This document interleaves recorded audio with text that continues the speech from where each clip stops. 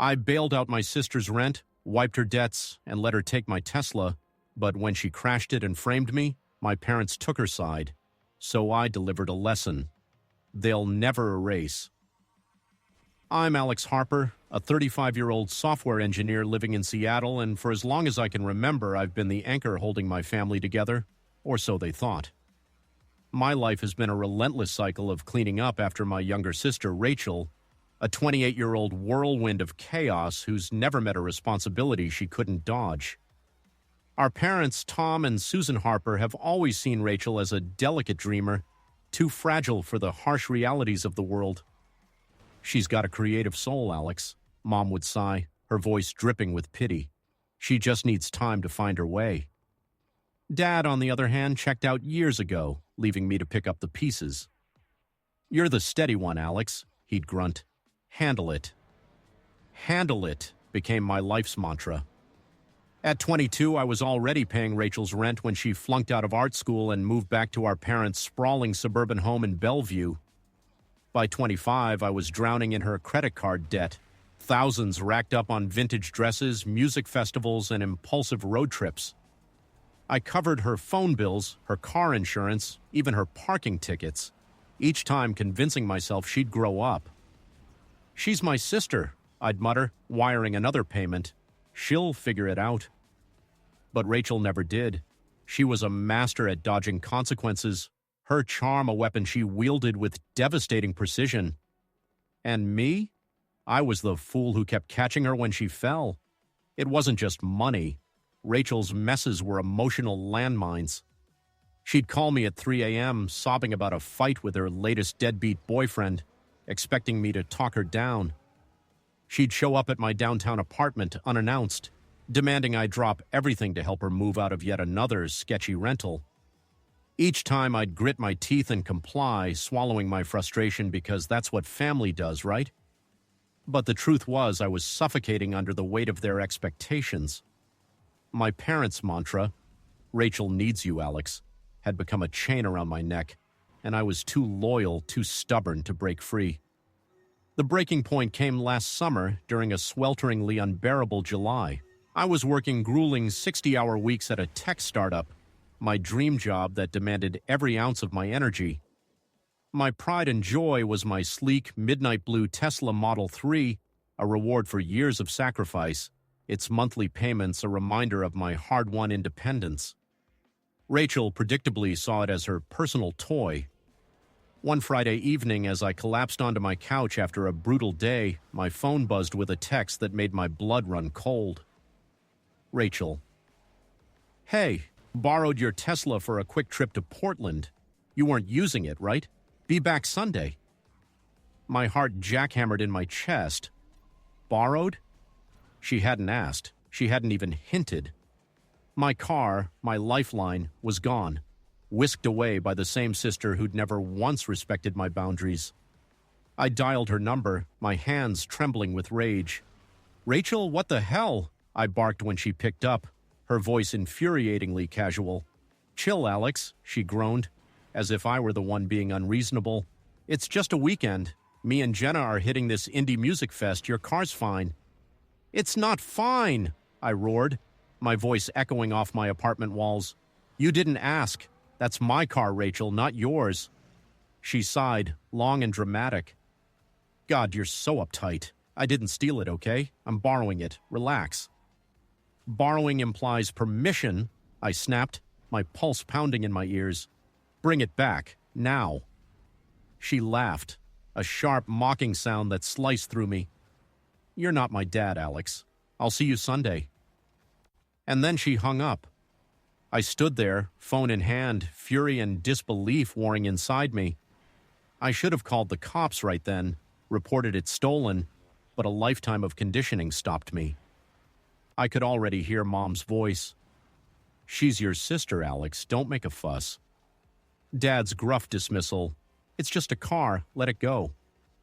So, like an idiot, I did. I let it go, hoping, praying.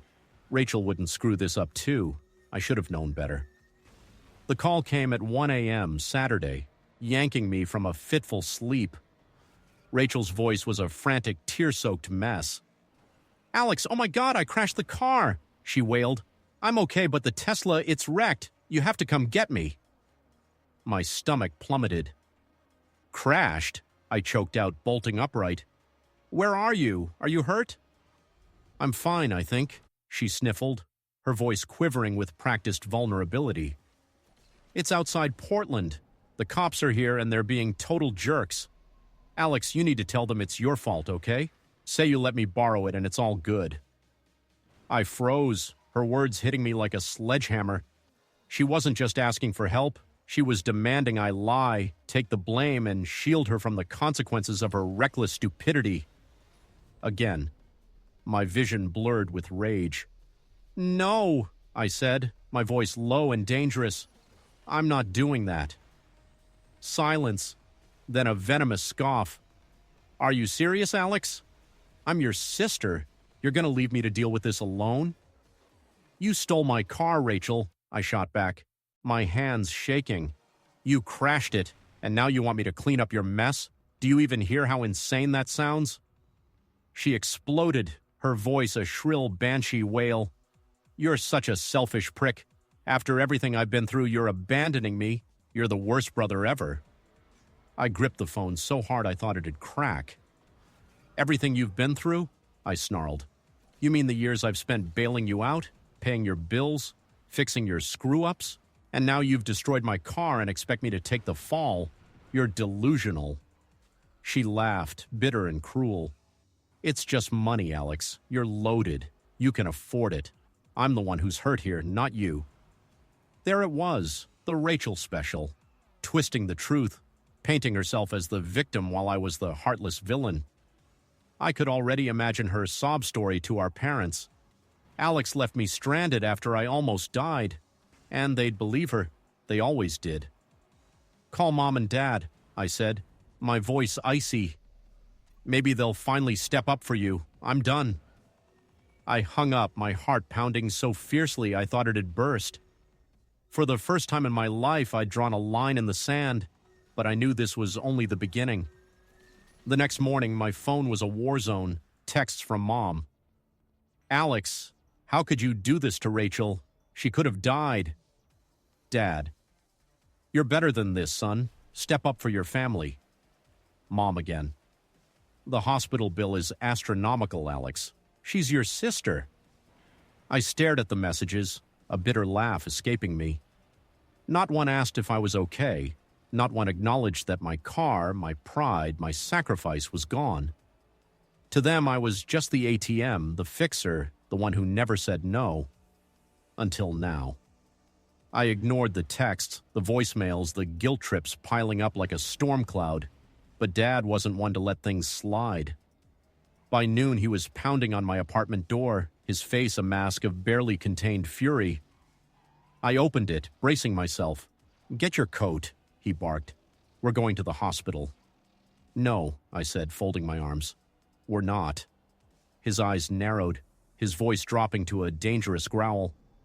Alex, you're acting like a spoiled brat. Your sister needs you. She needs my money, I corrected, my voice steady despite the adrenaline surging through me. That's all this has ever been about, isn't it? Rachel screws up and I pay the price, literally. Dad's face flushed crimson. She's family, Alex. You don't turn your back on family. I stepped closer, my voice cutting like a blade. Funny how family only matters when I'm the one giving. When's the last time Rachel, or you, did anything for me? You made her my responsibility, Dad. Not yours, not Mom's. Mine. And I'm done carrying that weight. He recoiled, but only for a moment. You're making this harder than it needs to be, he snapped. We don't have the money to fix this. But I do, right? I said, a bitter smile twisting my lips. That's why you're here. Not because you care about me, but because you need my bank account. Dad's jaw clenched, his silence louder than any words. Then, in a low, menacing tone, this is your last chance, Alex. Help your sister, or you're out of this family. I laughed, a raw, jagged sound that startled even me. Out of the family? I repeated, my voice dripping with scorn. Dad, I was never in it. I was just the guy you guilted into keeping Rachel afloat. Good luck with her. You're gonna need it." I slammed the door in his face, the sound echoing like a gunshot. My hand shook, my chest heaved, but beneath the rage was something new, a spark of freedom. I'd finally said no, but I knew Rachel wouldn't let this go quietly. She never did. The days after I slammed the door on Dad were eerily quiet, like the calm before a hurricane. I went through the motions, coding at my startup, grabbing coffee at my favorite Capitol Hill cafe, trying to ignore the gnawing dread in my gut. My Tesla was gone, totaled in Rachel's reckless joyride, and with it, a piece of my hard-earned independence. But worse than the loss of my car was the betrayal simmering beneath the surface. I knew Rachel wasn't done with me. She never went down without a fight, and her fights were always dirty. I was right. On the third day, my world imploded. It was 6:45 a.m., the Seattle sky still cloaked in pre-dawn gray, when a thunderous pounding on my apartment door jolted me awake. Not a knock, a battering ram of a sound that set my heart racing. I stumbled out of bed, adrenaline spiking, and yanked the door open to find two police officers standing there, their faces carved from stone. "Alexander Harper?" the taller one asked, his voice clipped. "Yes," I croaked, my mouth dry. "What's going on?" "We need to discuss a stolen vehicle report," he said, pulling out a notepad. "May we come in?" My stomach plummeted. Stolen vehicle? My mind raced to Rachel, to the Tesla, to her tearful 1 a.m. call begging me to lie for her. I stepped aside, gesturing them in, my hands trembling. "This is about my car, isn't it?" I said, forcing my voice to stay steady. "The Tesla my sister crashed?"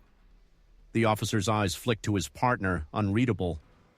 "Your sister, Rachel Harper, filed a report claiming you stole her car, crashed it, and abandoned her at the scene outside Portland. She also alleges you threatened her afterward, saying she'd regret it if she told anyone." For a moment, I couldn't breathe. The room spun, the officers' faces blurring as Rachel's audacity hit me like a sucker punch. She hadn't just dodged responsibility, she'd flipped the entire story, painting me as the villain in her twisted narrative. And the worst part? My parents' names were on the report. Tom and Susan Harper, witnesses, swearing to the police that Rachel's lies were a gospel truth. My own family had thrown me to the wolves. I laughed, a sharp, bitter sound that startled even me. "You've got to be kidding me," I said, running a hand through my hair. "My car, my Tesla. I've got the title, the loan documents, everything in my name. She took it without permission, crashed it, and now she's saying, I stole it." The shorter officer raised an eyebrow. "Do you have proof of ownership?" "Of course I do," I snapped, my voice rising. "And I've got her text admitting she took it. You want to see it?" I grabbed my phone, scrolling frantically to Rachel's message. "Hey, borrowed your Tesla for a quick trip to Portland. You weren't using it, right?" I shoved the phone at them. "Read it. She didn't ask. She just took it." The taller officer scanned the screen, his expression shifting subtly, a flicker of doubt, maybe even suspicion, but not toward me. "This is helpful," he said, handing the phone back. "But you'll need to come to the station to give a formal statement. Clear this up." "Clear this up?" I echoed, my voice trembling with fury. "She's trying to frame me and my parents are backing her up. This isn't a misunderstanding, it's a setup." The officer didn't argue. "Station. Now let's sort it out." The drive to the precinct felt like a descent into hell. Seattle's morning traffic blurred past, the Space Needle looming in the distance like a silent judge. Inside the station, they led me to a stark, fluorescent-lit room that smelled of stale coffee and despair. A new officer, Detective Ramirez, sat across from me, his eyes sharp but not unkind. "All right, Alex," he said, flipping open a file. "Start from the beginning. What happened?" I told him everything. The years of bailing Rachel out, her rent, her debts, her endless disasters. The text where she casually admitted to taking my car, the crash, her demand that I lie to the police, my refusal, my parents' relentless pressure to fix her messes, And now this, her vicious lie that I'd stolen her car, backed by Mom and Dad's signatures. My voice shook as I spoke, not from fear, but from the raw, searing pain of betrayal. "They're my family," I said, my throat tight, "and they're trying to destroy me." Ramirez nodded, jotting notes, his face unreadable. "You've got the text. That's good. Anything else? Call logs, witnesses?" I hesitated, then remembered Jenna, Rachel's friend who'd been with her in Portland. "Her friend Jenna was in the car," I said. "She might have seen everything. I don't have her number, but Rachel's probably got it." Ramirez raised an eyebrow. "We'll look into that. For now, show me the proof of ownership." I emailed him the documents, car title, loan agreement, insurance policy, all in my name. He scanned them, his expression softening. "This checks out," he said, then leaned back studying me. "Your sister's story, it's got holes. Big ones. Her report says you were drinking, crashed the car, and left her stranded. But the text contradicts that, and the accident report mentions no alcohol." "So what happens now?" I asked, my heart pounding. "We investigate," he said simply. "But I'll be honest, filing a false police report is serious. If your sister's lying, she's in deep." I exhaled, a mix of relief and dread washing over me. "And my parents? They signed her statement." Ramirez's eyes darkened. If they knowingly corroborated a false report, they could face consequences too. Let's take this one step at a time. I left the station feeling like I'd been run over by a truck.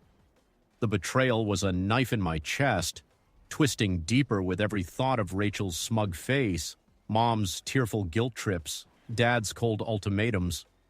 But something else was brewing, a fire, a resolve I'd never felt before. I wasn't just fighting for my name, I was fighting for my life. That evening, my phone exploded again. Mom's voicemails were a tearful barrage. "Alex, how could you drag the police into this?" Rachel's terrified. Dad's texts were blunt. "Drop this now or you're no son of mine." And then Rachel herself, her voice a venomous hiss in a voicemail. "You're a monster, Alex. You're ruining my life. I hope you choke on your precious principles." I deleted them all, my hand steady now.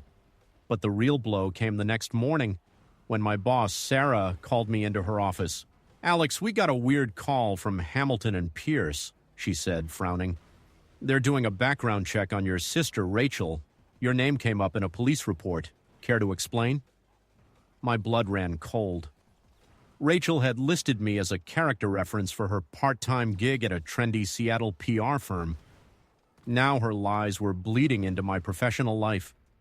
"She stole my car, crashed it, and filed a false report against me," I said, my voice tight.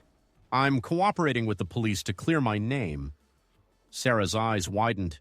"Jesus, Alex, that's intense. You okay?" "No," I admitted, the weight of it crashing down.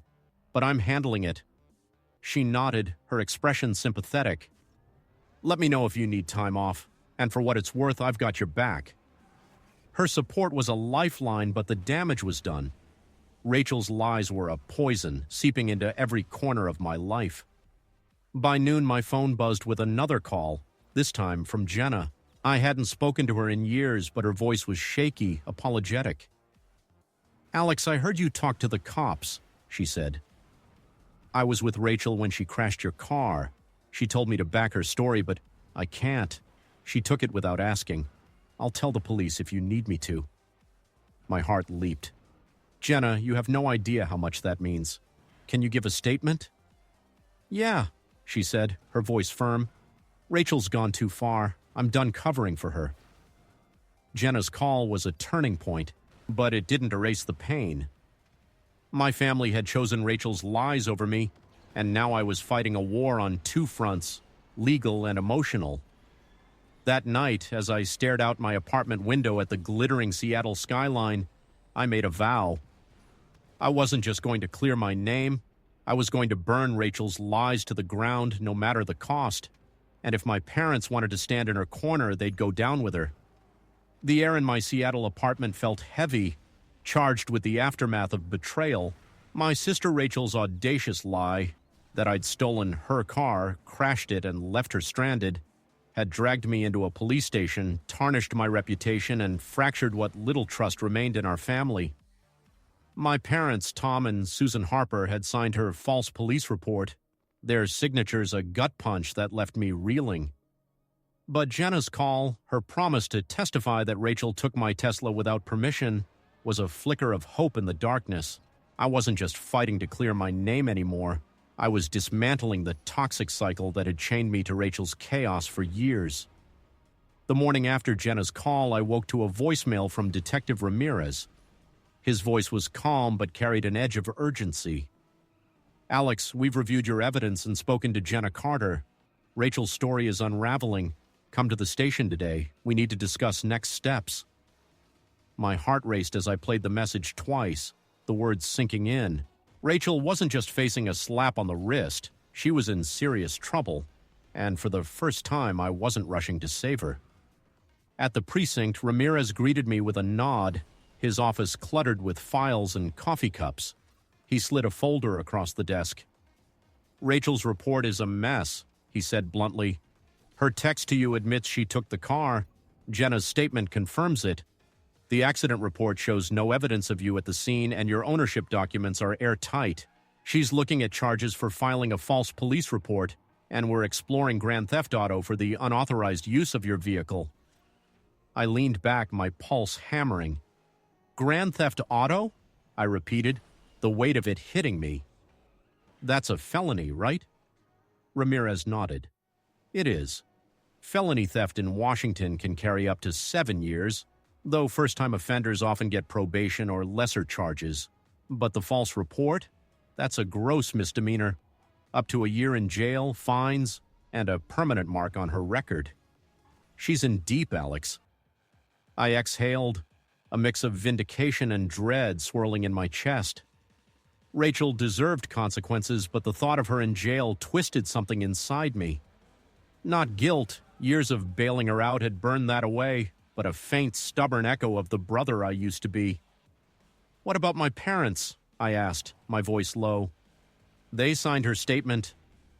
Ramirez's eyes darkened. "If they knowingly backed a false report, they could face charges for perjury or obstruction. We're interviewing them tomorrow. Any chance they'll flip on Rachel?" I laughed bitterly. "Not likely. They've been enabling her for years. To them, she's the victim, and I'm the traitor for not playing along." He scribbled a note. "We'll see. For now, I need your formal statement to press charges. You sure you want to go through with this?" I met his gaze, my resolve hardening. "I've never been more sure. Rachel stole my car, lied to the police, and tried to ruin my life. I'm done protecting her." Ramirez handed me a pen. "Then let's do this." Filing the report felt like crossing a Rubicon. I detailed every damning moment, the text, the crash, Rachel's demand that I lie, my parents' pressure to foot her bills. Each word was a brick in the wall I was building between me and the family that had betrayed me. When I signed the document, my hand was steady, but my heart was a storm. This wasn't just about the car anymore. It was about reclaiming my life. The fallout was swift and brutal. By evening, my phone was a battlefield of notifications. Mom's texts were a tearful onslaught. "Alex, how could you do this to Rachel? She's your sister." Dad's were cold and cutting. "You're tearing this family apart. Drop the charges or you're dead to us." Rachel's voicemails were a venomous tirade. "You're a heartless bastard, Alex. You're destroying my life over a stupid car. I hope you rot." I deleted them all. My jaw clenched, but each word was a dagger slicing deeper than I'd expected. The next morning brought a new blow. My phone rang at 8 a.m. Not my parents, not Rachel, but Dana Fields, a HR manager from Hamilton and Pierce, Rachel's employer. "Mr. Harper," she said, her tone professional but strained. "We're conducting an internal review of Rachel Harper's conduct. Your name appeared in a police report tied to her. Can you confirm if she's involved in any legal issues?" My stomach twisted. Rachel's lies were now a wrecking ball swinging into her professional life and mine by association. She stole my car, crashed it, and filed a false police report against me, I said, my voice tight. I'm pressing charges. The police have my evidence. Dana's silence was heavy. I see, she said finally. That's significant. Thank you for clarifying. She hung up, and I knew Rachel's job was toast. Hamilton and Pierce was a prestigious firm, and they wouldn't tolerate an employee embroiled in felony charges. Sure enough, by noon, Rachel was blowing up my phone again. Her first call went to voicemail, her voice a frantic wail. Alex, they fired me. Do you hear me? Fired. My life is over because of you. You're a monster. The second call, minutes later, was pure rage. You think you're so perfect, don't you? You're going to pay for this, Alex. I swear it. By the third call, she was sobbing, her voice raw with desperation. Please, Alex, I didn't mean for it to go this far. I was scared. Just drop the charges. I'll do anything. I didn't answer. Instead, I sat on my couch, staring at the Seattle skyline through my window, the city's lights blurring as her words echoed in my head. She wasn't sorry, not really. She was scared, cornered, grasping for the safety net I'd always provided. But that net was gone, and for the first time, Rachel was facing the consequences of her actions. The real fireworks came that evening when my parents showed up at my apartment. I'd expected a call, maybe another text, but not this, a full frontal assault. I opened the door to find Mom's face streaked with tears, Dad's jaw set like granite. Behind them stood Rachel, her eyes red-rimmed but defiant, her arms crossed as if daring me to strike first. We need to talk, Dad said, his voice low and dangerous. I didn't budge. There's nothing to talk about, I said, my voice cold. You made your choice when you backed her lies. Mom's sob broke the silence. Alex, she's your sister. She's lost everything, her job, her apartment, her future. How can you be so cruel? Cruel? I snapped, my voice rising. She stole my car, totaled it, and tried to get me arrested with a fake police report. You signed it, Mom. You and Dad threw me under the bus for her, and you have the nerve to call me cruel. Rachel stepped forward, her voice shaking but laced with venom. You're blowing this out of proportion, Alex. It was an accident. I panicked. You didn't have to ruin my life over it. I laughed, a raw, jagged sound. Ruin your life? You tried to frame me for a crime, Rachel. You wanted me to take the fall for your mess, again. And when I said no, you turned our parents against me. You don't get to play the victim here. Dad's eyes narrowed. Enough, Alex. You're acting like a selfish brat. Rachel's facing jail time because of you. Drop the charges, or you're out of this family. The ultimatum hit me like a slap, but I didn't flinch. Out of the family? I repeated, my voice dripping with scorn. Dad, I was never in it. I was the bank account you guilted into keeping Rachel afloat. The fixer you called when she screwed up. I've been carrying her for years, and you never once asked what it cost me. Mom's voice cracked. She's your sister, Alex. Family forgives. Forgives? I shot back, my hands trembling with rage. Where was your forgiveness when I was working 60-hour weeks to pay her debts? Where was your support when she stole my car? You chose her lies over me. You don't get to lecture me about family. Rachel's face twisted, her voice a desperate plea. Alex, please. I'm sorry, okay? I'll pay you back for the car. Just drop the charges. I can't go to jail. I studied her, the sister I'd once loved, now a stranger cloaked in manipulation. Her apology was hollow, a last-ditch attempt to save herself. You're not sorry, I said quietly.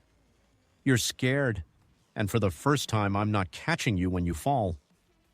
Dad's voice was a low growl. You're making a mistake, Alex. You'll regret this. I met his gaze, unflinching. The only mistake I made was thinking you'd ever see me as more than a paycheck. Get out. Mom gasped. Rachel's eyes widened, but Dad just stared, his face a mask of fury. I didn't wait for their response. I shut the door, the click of the lock echoing like a gunshot. Their muffled voices faded as they retreated, and I leaned against the door, my chest heaving. I'd burned the bridge, and there was no going back. The next day, Ramirez called with an update. "Rachel's been charged," he said. "Grand theft auto and filing a false report. She's out on bail, but her job's gone and her landlord's evicting her. Your parents are sticking to their story, but we're digging into their involvement. Jenna's statement was a game changer. She's willing to testify in court if it comes to that." I nodded, the news both a victory and a weight. "What's next?" "Court date's in a month," he said. "Stay out of trouble and keep us posted if Rachel or your parents contact you. This could get messy." Messy was an understatement. Rachel's spiral was just beginning, and my parents' silence was a storm waiting to break. But for the first time, I felt a flicker of power, not over them, but over my own life. I'd drawn a line, and I wasn't crossing it again. Whatever came next, I was ready to face it, alone if I had to. The storm of Rachel's betrayal had left my life in tatters, but the wreckage was also a foundation for something new. My sister's charges, grand theft auto and filing a false police report, had stripped away her facade, exposing the chaos she'd sown. Her job at Hamilton and Pierce was gone, her apartment lease canceled, her social media silent.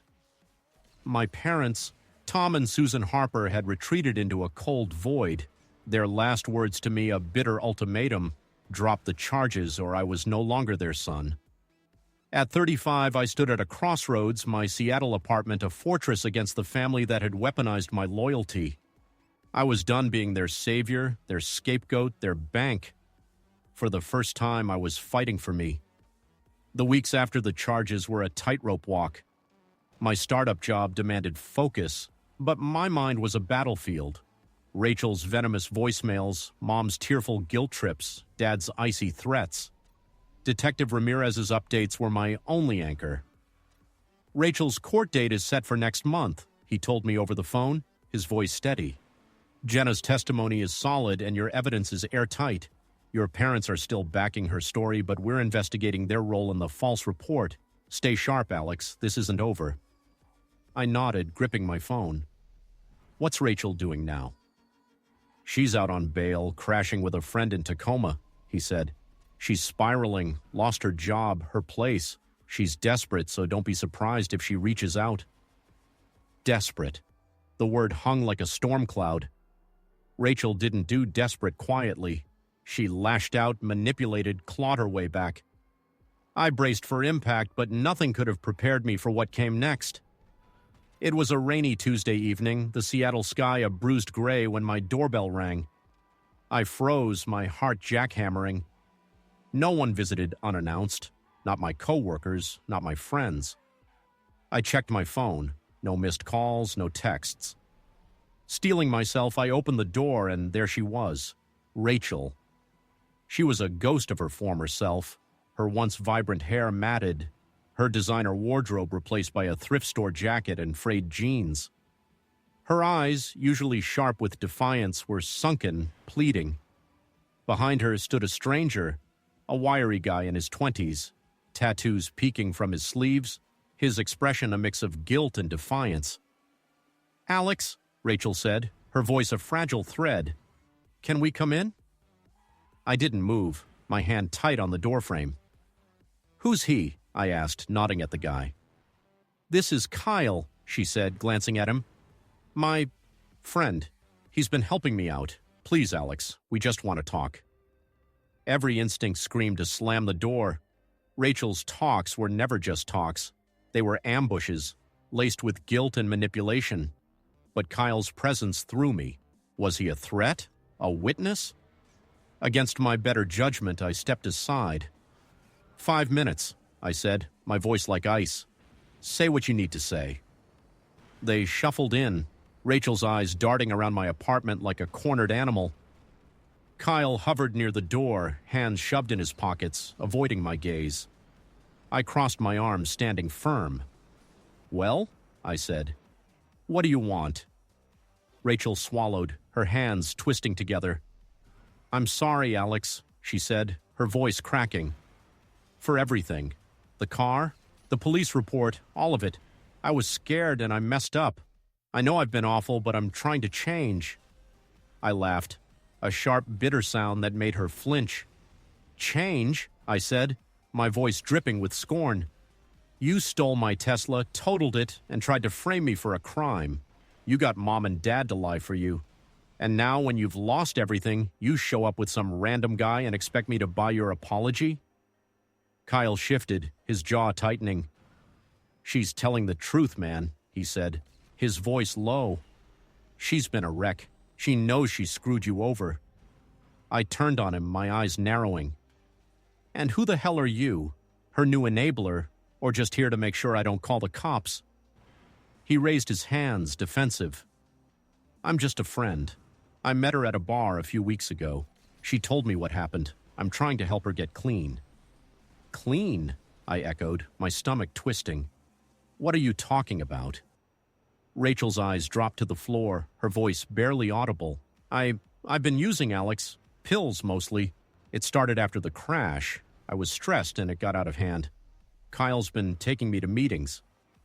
The revelation hit like a freight train. Drugs. Rachel had always been reckless, but this was a new low. Part of me wanted to believe her, to see the broken girl beneath the lies, but I'd been burned too many times. So what? I said, my voice hard.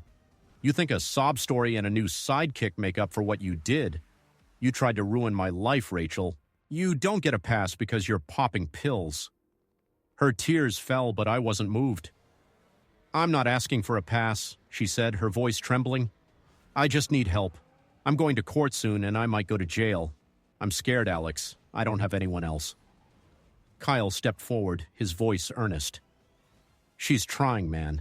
She's been sober for 2 weeks. She's got a sponsor, a plan. She just needs her family. I stared at him, then at Rachel. My heart a war zone. Family. The word was a knife, twisting in old wounds. Family? I said, my voice low and dangerous. Family doesn't lie to the police. Family doesn't steal from you, betray you, then show up begging when the consequences hit. You're not my family, Rachel. You're a stranger who's been bleeding me dry for years. Her face crumpled, a sob escaping her. Alex, please, she begged.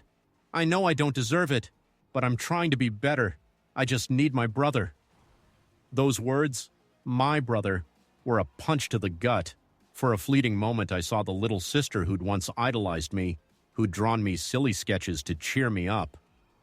But that girl was gone, drowned in a sea of entitlement and bad choices. I stepped closer, my voice steady but searing. You had a brother, I said.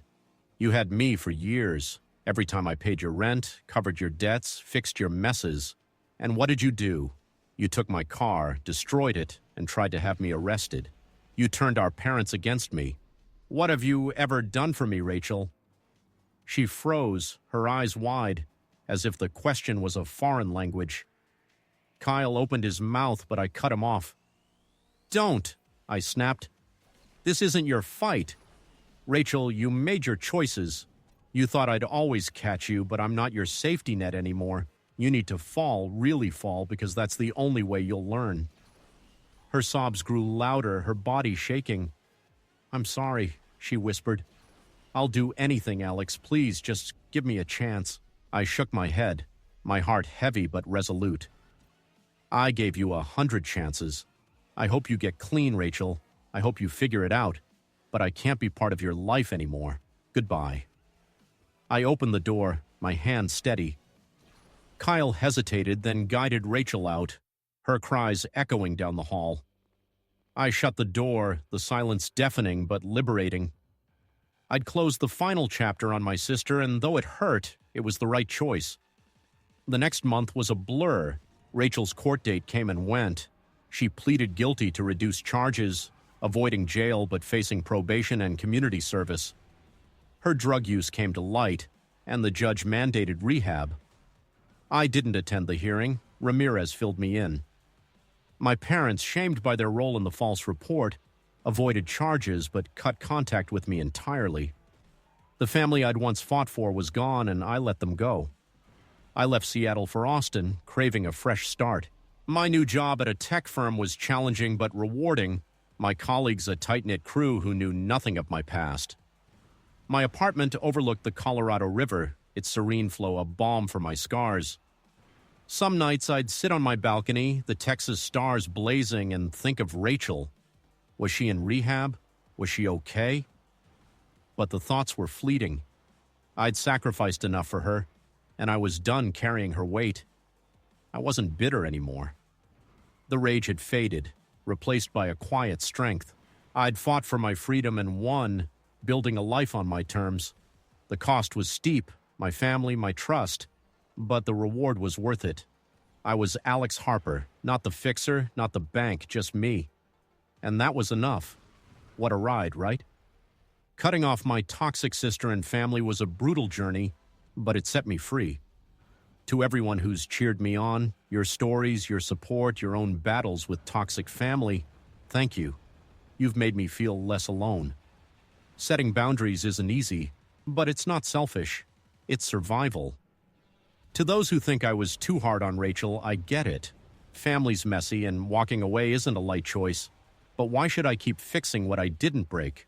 Why forgive someone who tried to destroy me? Sometimes you have to choose yourself. So what's your take? Was I right to cut ties, or should I have given Rachel another shot? Drop your thoughts in the comments. I'm reading every single one. If you've got a story like mine, share it. Let's keep this real, keep it raw. Oh, and one last thing. Where are you watching from? Let me know below, and I'll catch you in the next one. Stay strong, stay true, and I'll see you soon.